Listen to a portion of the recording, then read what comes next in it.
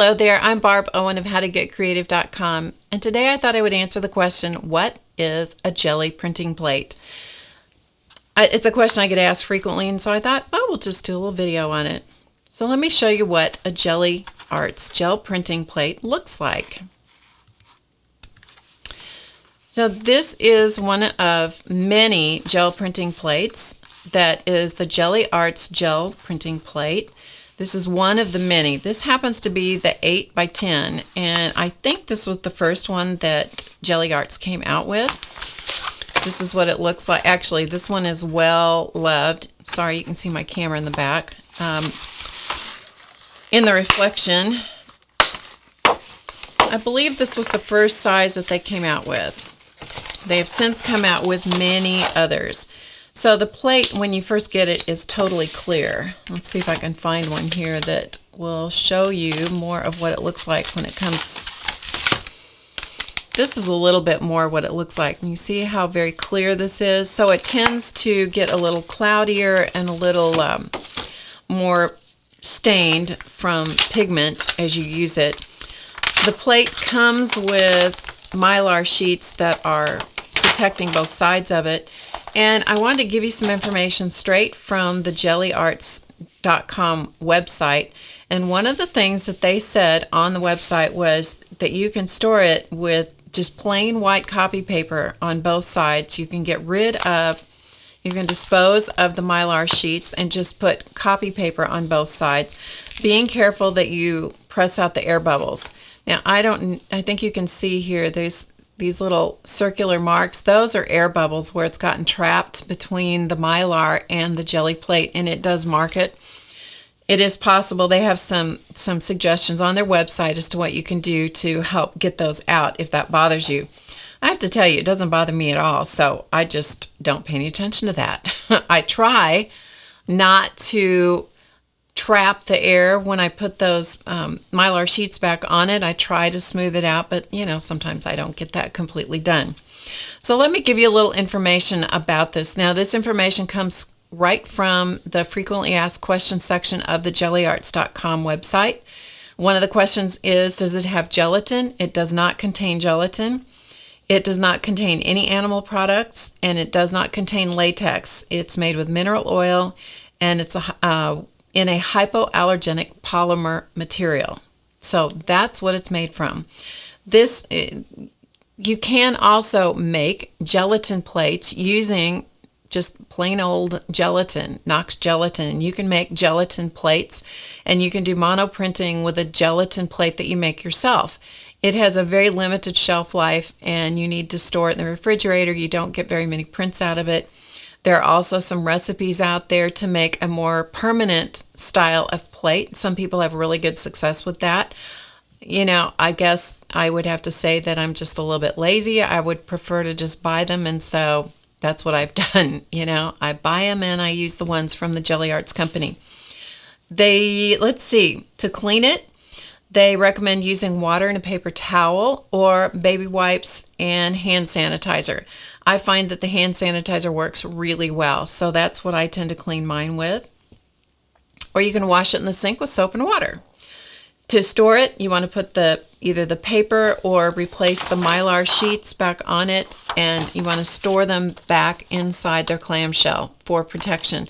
And you want to lay them flat and don't put a bunch of stuff on top of them because they will mark, so you don't want to do that. The Gelli plates are sensitive to heat, and so you do not want to dry them. Get a heat gun right down on the surface.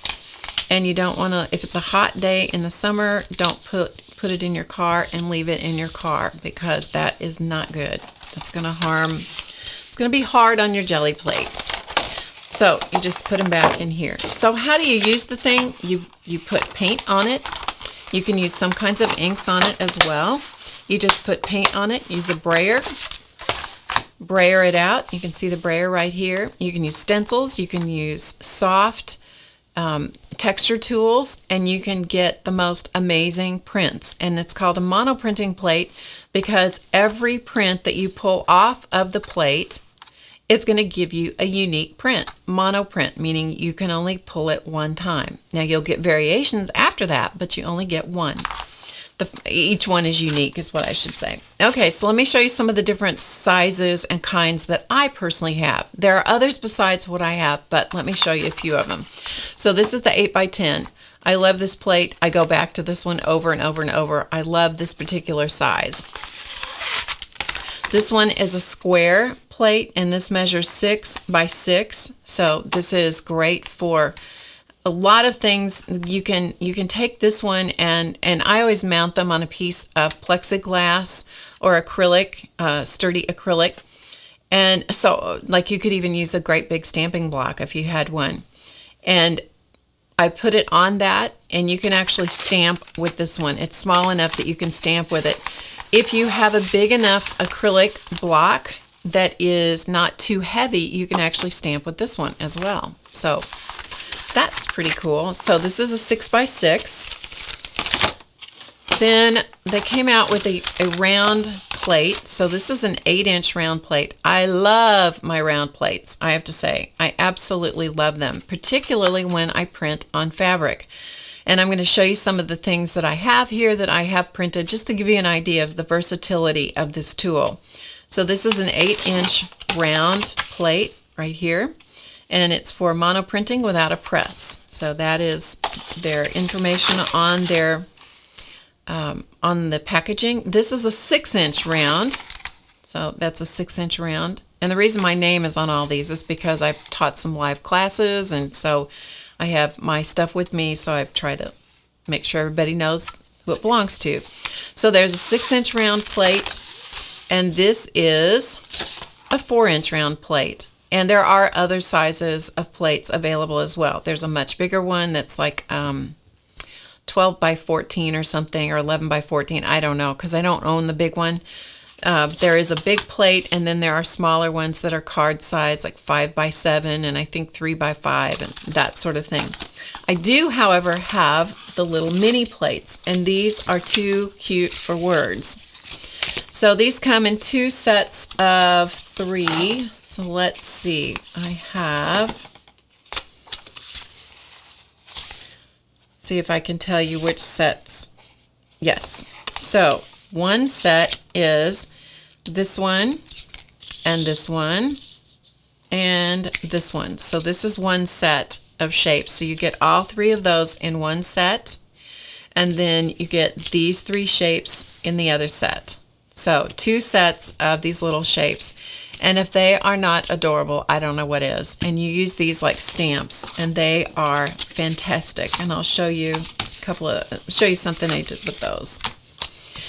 These do not come in a clamshell, so I have, the way that I store them is I put the little Mylar sheets on each side of them, and I have them in a pencil box. So that's how I choose to store them.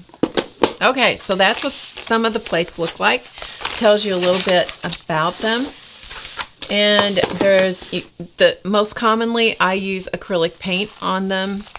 You can use other kinds of things, but most commonly that's what I choose to use. And by the way, there is a really good resource book called Gelli Plate Printing, Mixed Media Monoprinting Without a Press by Joan, Bess. And this is an invaluable resource for all kinds of techniques and ideas for using the Gelli plates. So I highly recommend that book.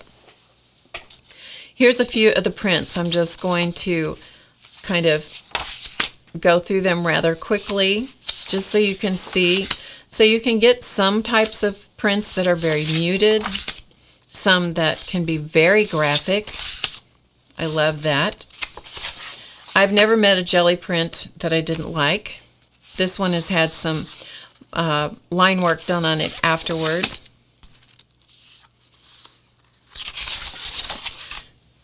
So just giving you an idea of some of the prints, the types of prints. I'm sure you can tell by this that I like hands. And I use this. This is a mask that I have that I use very frequently. Here's an example of using stamping with the plate and masking. Same kind of thing. This is stamping on the plate, using distress inks on the plate. This one is needs a little attention. It needs to be put back together. This should be stuck down My bad on that one. I love this one. I think this is just a really cool print. It's just very subtle, and I just love that print. Oh, I love this one too because it's just so bright and cheerful. Here's another one. And then those are all cardstock. Then these are done on copy paper, just like printer paper. And these were done for a specific purpose. And one of the things I like to do with these kind of wonky prints here is cut them up like this and use them in smaller pieces. And so that's why I decided I would show you that. So sometimes it's like I don't like the whole thing, but I could cut out, imagine this much of this print or this much of this print, and you can do some really nice things with it. Same thing with this. I would cut this apart or do more layers on top of it.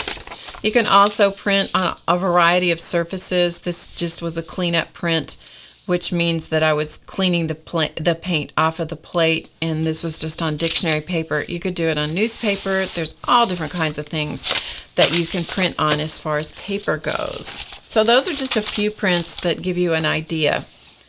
I told you I would show you something using the mini plates. So here's one, a little journal page I did using the mini plates and some stamping motifs. So that is a fun way to use the mini plates, so you get this layered effect. One of my favorite things to use the plates for, the Gelli plates for, is fabric. And so this cover of this book is all done with the Gelli plate with some additional stamping on top. So these white motifs and the black, those are added later using foam stamps. So this is fabric. The whole thing was done using the Gelli plates. This was muslin, so this was a very smooth fabric that I used. This is using a canvas type fabric. Again, using you can see the round Gelli plate here.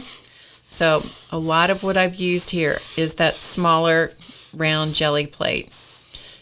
So that's what I've used on here. This is a book cover, but it has a wonderful texture because it is actually it's a drop cloth, so it's a canvas drop cloth. So I love the way that turned out.